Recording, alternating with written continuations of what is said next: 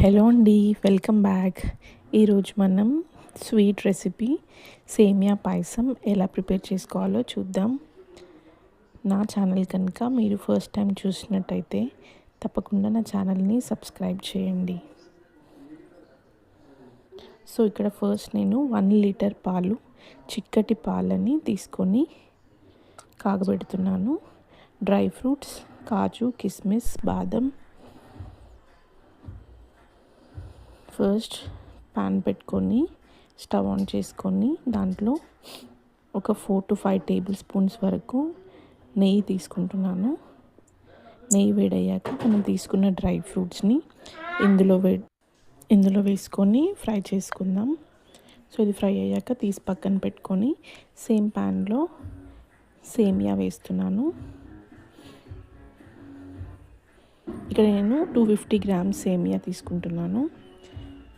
ఇది నెయ్యిలో ఇలా రోస్ట్ అయ్యే వరకు ఫ్రై చేసుకోవాలి.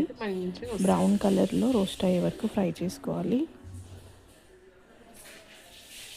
ఇది ఇలా ఫ్రై అయ్యాక మనం కాచి పెట్టుకున్న పాలు, సగం పాలని యాడ్ చేస్తున్నాను.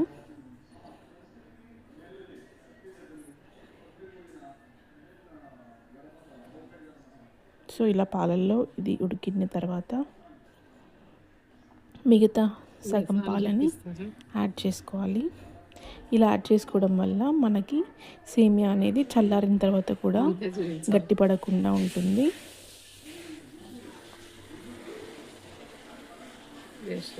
సో ఇలా మొత్తం కుక్ అయ్యాక ఇందులోకి ఇలాచీ పౌడర్ ఇంకా 200 గ్రామ్స్ షుగర్ తీసుకుంటున్నాను.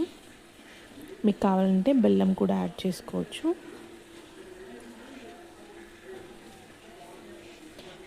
ఇది ఒక 5 మినిట్స్ తర్వాత మనం ఫ్రై చేసి పెట్టుకున్న డ్రై ఫ్రూట్స్ని ఇందులో యాడ్ చేసుకోవాలి. అంతే అండి, సింపుల్గా అయిపోయే సేమియా పాయసం రెడీ అయిపోయింది. నచ్చినట్టయితే మీరు ట్రై చేయండి.